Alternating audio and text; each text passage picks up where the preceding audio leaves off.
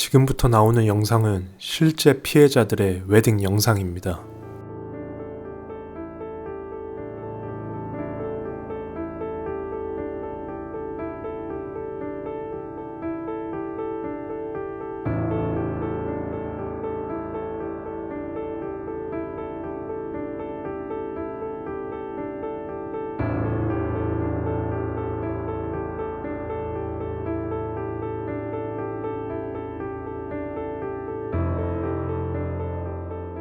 There's a body. Our friend wasn't answering his phone. We just did a wellness check. We just came here, and he appears dead.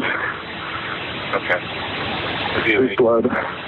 He's laying next to his bed, off of his bed, and there's blood. I can't get closer to see more than that.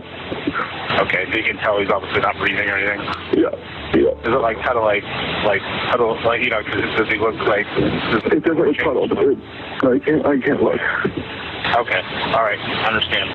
2025년 12월 30일 새벽, 오하이오주 콜럼버스.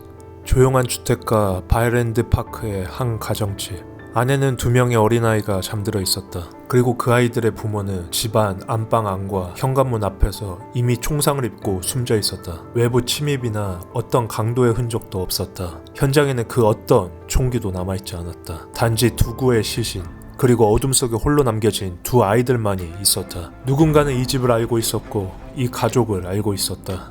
그리고 치밀하게 준비했다. 이것은 한 여성이 가장 행복한 삶을 시작한 직후 벌어진 그 비극에 대한 이야기다.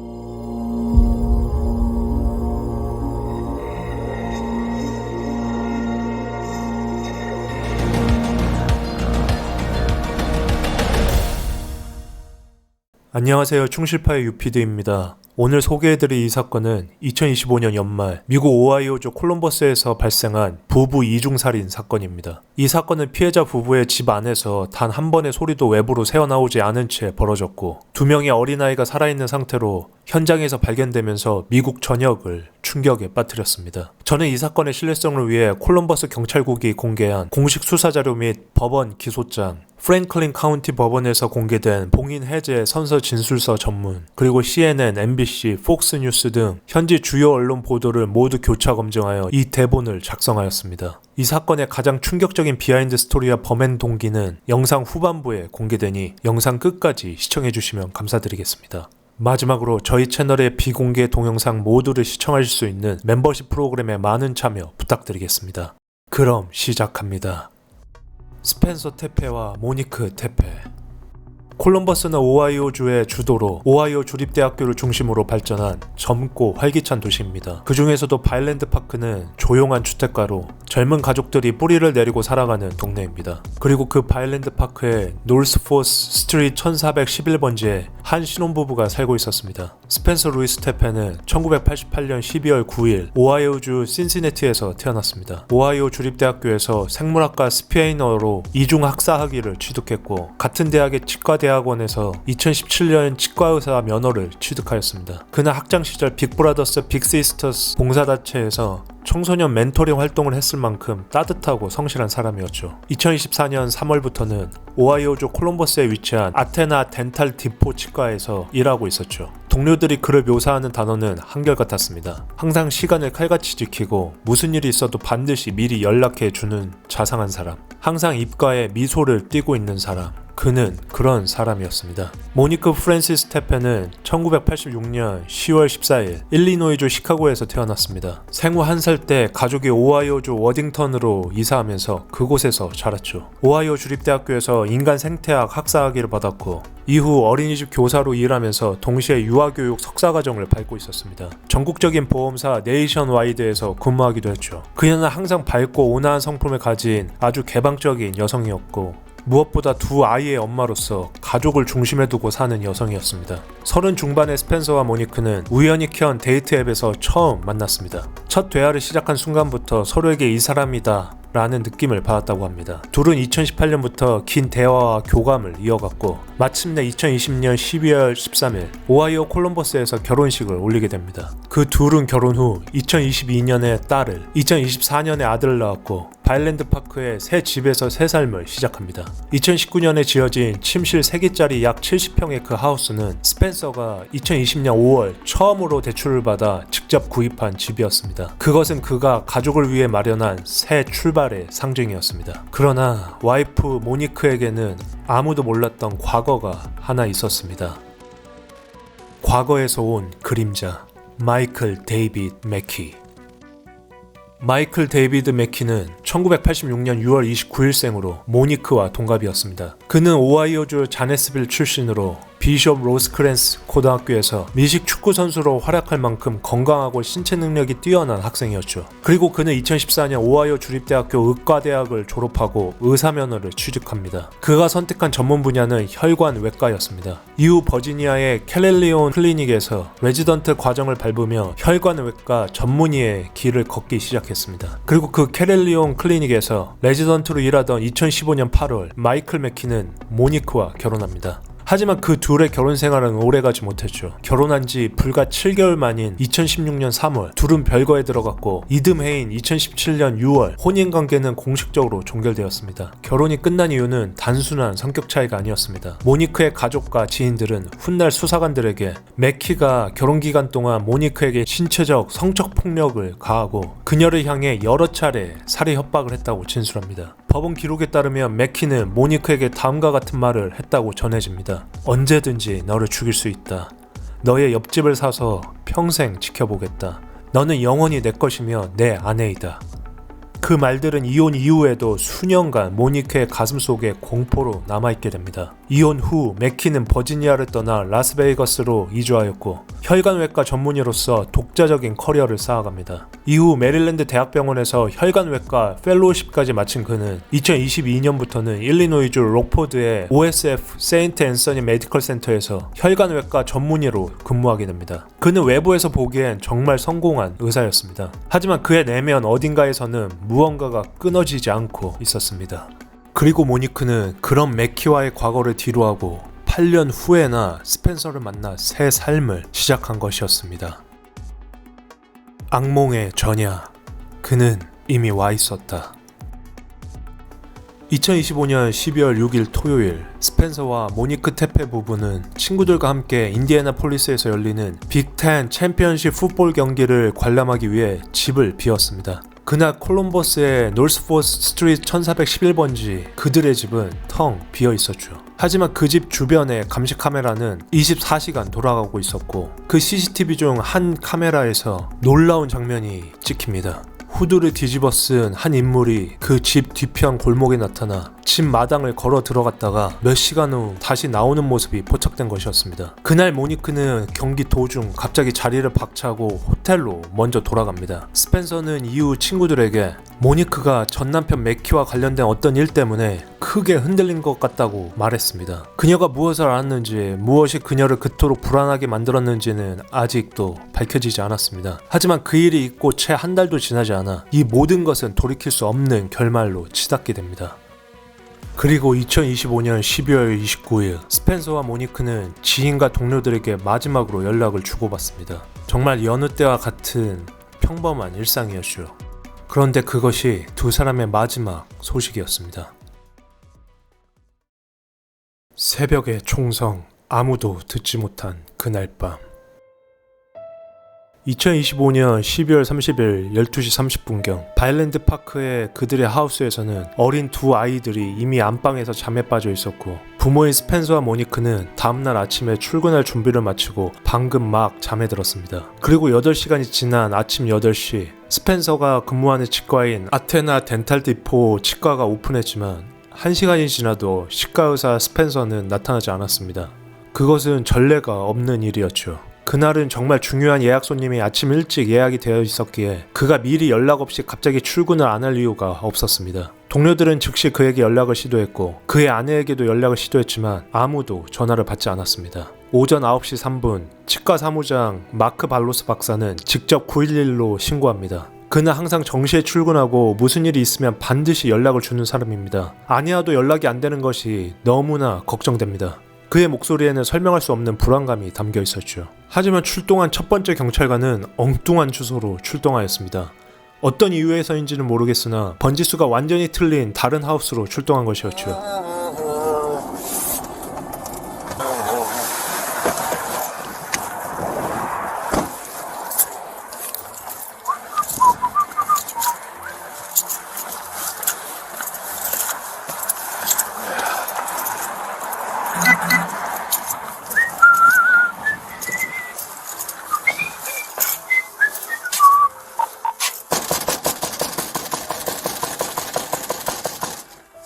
그렇게 약 40분의 골든타임이 소실됩니다. 그 사이 스펜서의 동료이자 친구인 알렉스 디티가 직접 그의 집으로 달려갑니다. 뭔가 예감이 불길했던 것이죠. 그리고 아침 10시 4분 그는 울먹이며 911로 직접 전화를 겁니다. There's a body. Our friend wasn't answering his phone. We just did a wellness check. We just came here, and he appears dead. Okay. There's blood. He's laying next to his bed, off of his bed, and there's blood. I can't get closer to see more than that. Okay, so you can tell he's obviously not breathing or anything. Yeah. Is it like kind of like puddle, like, you know, does he look like? It doesn't look puddled. I can't look. Okay, all right, understand. 안방에 시신이 있어요. 피가 있어요. 스펜서가 침대 옆에 쓰러져 있는데 숨을 쉬지 않는 것 같아요. 통화 배경에는 두 아이들의 울음소리도 들려왔습니다. 아침 10시 15분 콜럼버스 경찰이 현장에 도착합니다. 스펜서 테페 37세, 모니크 테페 39세 두 사람 모두 총상으로 사망한 상태였습니다. 스펜서는 안방 안에서, 모니크는 현관 문 쪽에서 발견됩니다. 현장에는 외부 침입의 흔적도, 강도의 흔적도, 를 암시하는 어떤 단서도 없었습니다. 총기도 발견되지 않았죠. 경찰은 즉시 이 사건을 이중살인으로 규정합니다. 수사관들이 분석한 살인 추정 시간은 새벽 2시에서 5시 사이입니다. 콜럼버스 경찰서 범죄기록 문서에는 범행 시각이 새벽 3시 52분으로 기재되어 있습니다. 다시 말해 아무 소리도 나지 않는 깊은 새벽에 누군가가 집 안으로 흔적도 없이 들어와 그 둘에게 총을 쏘고 달아난 것이었죠. 그 시각 바이랜드 파크의 조용한 주택가에는 아무런 소리도 새어나오지 않았다고 합니다. 이웃 에디장은 그날 밤 아무런 이상한 소리를 듣지 못했다고 진술합니다. 집들이 방음이 잘 되어 있다는 이유도 있었지만 수사관들이 특히 주목한 것은 다른 부분이었습니다. 공식 기소장에는 범행에 사용된 총기에 소음기 혹은 자동화기 사양이 사용되었을 가능성이 정식으로 포함되어 있었습니다. 그렇기 때문에 아무도 총성을 듣지 못했던 것이었죠. 그리고 현관문과 창문에는 파손의 흔적이 전혀 없었습니다. 강제 침입의 흔적이 없다는 것은 용의자가 문을 직접 열고 들어왔거나 피해자 중 한 명이 직접 문을 열어주었다는 의미가 됩니다. 테페 부부의 집에는 스마트 잠금 장치와 링 도어벨이 설치되어 있었습니다. 그렇다면 범인은 어떻게 들어왔을까요?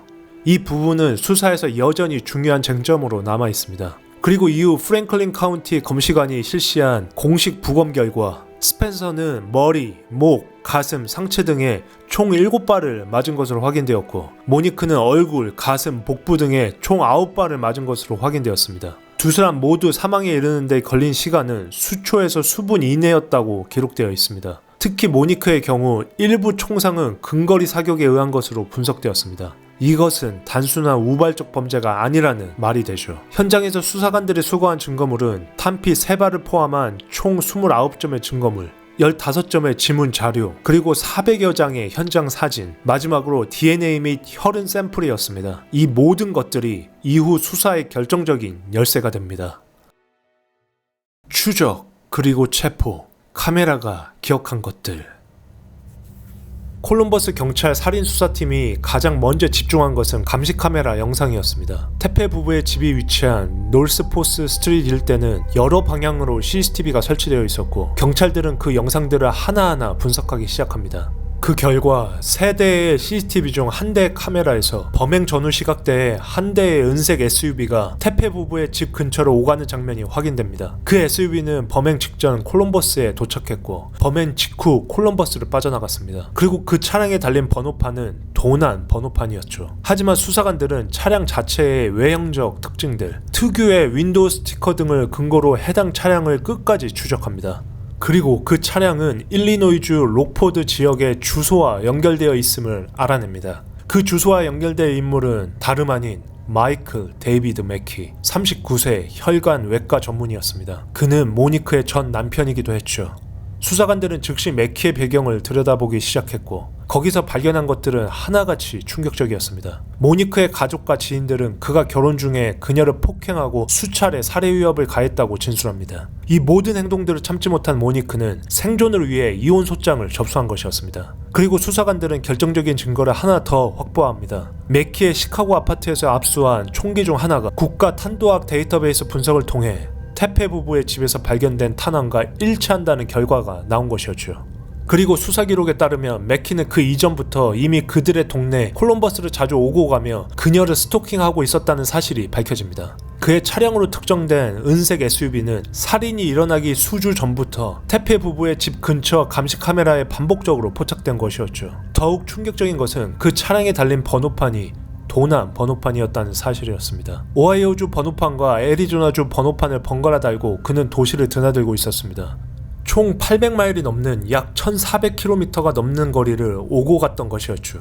이것은 우발적인 행동이 결코 아니었습니다. 범인이 자신의 흔적을 지우기 위해 조직적으로 계획한 행동이었던 것이죠. 마침내 2026년 1월 10일 프랭클린 카운티 법원은 체포영장을 발부합니다.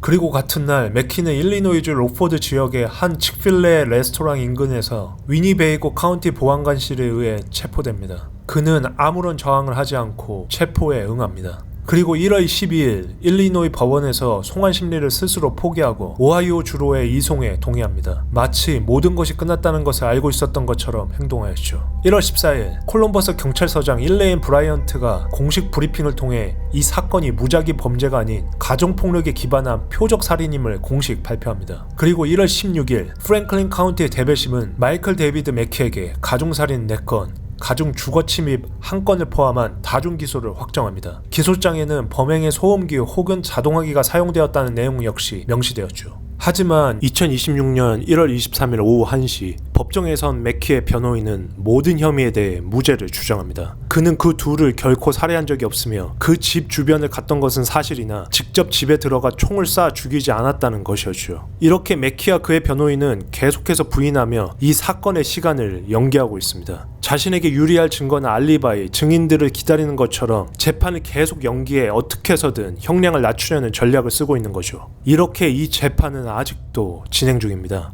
그렇다면 만약 맥키가 이 사건의 정말 진범이라면 도대체 왜 현직 잘나가는 의사가 꼭두새벽에 8년 만에 전 부인 앞으로 나타나 총을 쏴 살해하고 도주한 것일까요? 그 이유를 한번 알아봐야겠네요.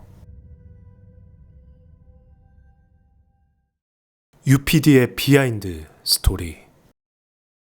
다음 영상은 재판 직전 언론에 공개된 CCTV로 피해자 테페 부부를 자택에서 살해한 직후 집 뒤편 골목을 통해 빠져나가는 용의자 맥키로 추정되는 인물이 포착된 장면입니다. 너무나 차분하고 침착한 모습입니다.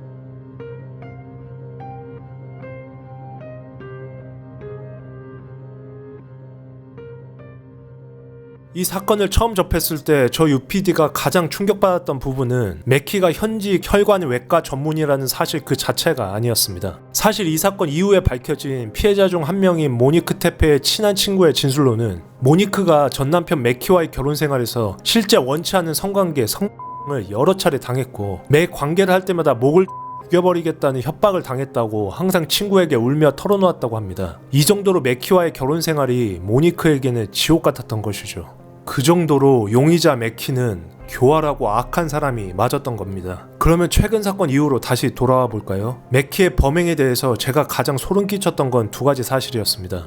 첫 번째, 2025년 12월 6일 빅10 챔피언십 경기 날 스펜서와 모니크가 인디애나폴리스에서 경기를 즐기고 있던 바로 그 시간, 스펜서 부부의 동네에 설치되어 있던 한 대의 감시 카메라는 맥키가 그들의 빈집 근처를 배회하는 모습을 찍게 됩니다. 다시 말해서 맥키는 그 부부 집 뒤편 골목과 마당 주변을 수시간 동안 배회한 것이 감시 카메라에 포착되었었다는 말이었죠. 이걸 한 번 더 생각해보면 소름 끼치게도 어떤 방법을 썼는지는 몰라도 맥키는 부부가 집에 부재 중인 것을 이미 알고 있었던 것입니다. 그리고 그날 앞서서 말했다시피 모니크는 경기가 한참 무르익는 도중 갑자기 자리를 박차고 경기장에서 나옵니다. 스펜서는 지인에게 모니크가 전 남편과 관련된 무언가 때문에 심하게 흔들렸고 도저히 불안해서 호텔로 돌아가야 하겠다며 경기를 보는 도중 자리를 떠났다고 전했습니다. 모니크가 경기장을 나온 시각과 맥키가 그들의 집 골목에 있었던 시각이 얼마나 가까이 겹쳤을지, 만약 모니크가 경기장 근처인 호텔이 아닌 집으로 돌아가겠다고 했다면 그 둘이 얼마나 가까이 겹쳤을지 그 생각을 하면 지금도 소름이 돋습니다. 그녀는 무언가를 감지했던 것일까요? 전 남편인 맥키가 그녀에게 무엇을 보냈던 것일까요? 아니면 그녀는 맥키의 차가 집 앞으로 지나가는 것을 CCTV로 목격했던 것일까요? 그날 그녀가 무엇을 봤는지, 무엇을 느꼈는지 이제 우리는 영원히 알 수 없습니다.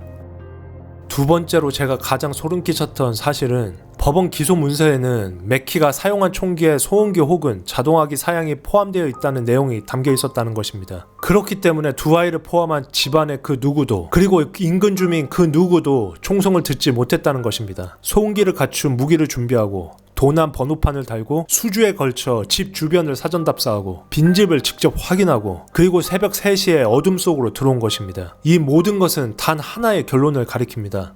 이것은 결코 충동적인 범행이 아니었다는 것입니다. 그렇다면 과연 왜 이혼한 지 8년이나 지나서 그는 이 끔찍한 일을 저지른 것일까요? 범죄 심리학자들과 전문가들은 이 사건을 이렇게 분석합니다. 맥키는 이혼 후에도 모니크를 소유물로 여겼습니다. 언제든 죽일 수 있다, 내 옆집을 사겠다, 너는 영원히 내 아내 라는 말들은 단순한 협박이 아니라 이혼 후에도 그녀를 자신의 통제 아래 두겠다는 집착의 표현이었습니다. 그리고 결정적인 계기가 있었습니다. 모니크가 다른 남성 스펜서와 재혼하여 아이까지 낳고 행복하게 살아가는 모습을 알게 된 것입니다. 전문가들은 이것을 남편으로서의 역할 상실이라 부릅니다. 자신이 버림받고 대체되고 완전히 배제되었다는 감각이 오랫동안 방치되어 왔던 분노와 수치심을 한꺼번에 폭발시켰다는 것입니다. 8년이라는 시간은 그 분노가 식은 것이 아니라 오히려 조용히 끌어올리며 집착으로 굳어가던 시간이었던 것입니다. 검찰은 맥키를 통제, 소유형 가정폭력 살인의 전형으로 보고 있습니다. 결혼 중에 학대와 협박, 이혼 후에도 계속된 집착, 그리고 수주에 걸친 치밀한 범행 준비, 이 모든 것은 하나의 일관된 선 위에 있습니다. 단지 그 선이 이혼으로부터 8년 뒤에 이 지점에 닿았을 뿐이었던 것이죠. I'd like to present to you Mr. and Mrs. Tepe.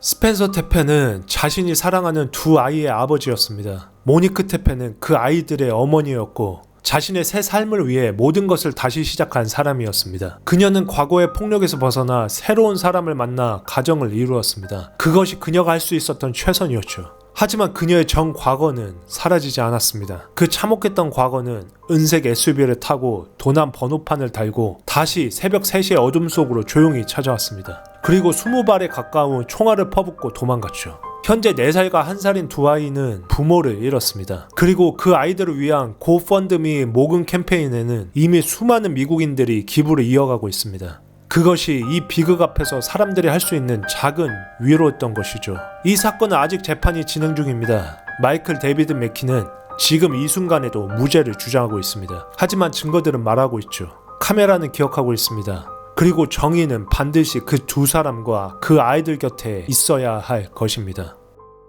끝났다고 생각한 관계가 끝나지 않았을 때 벌어지는 비극.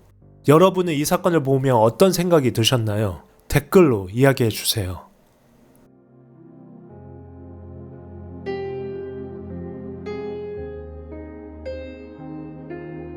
다음 사건 파일이 궁금하시다면 구독, 좋아요, 알림 설정 부탁드립니다.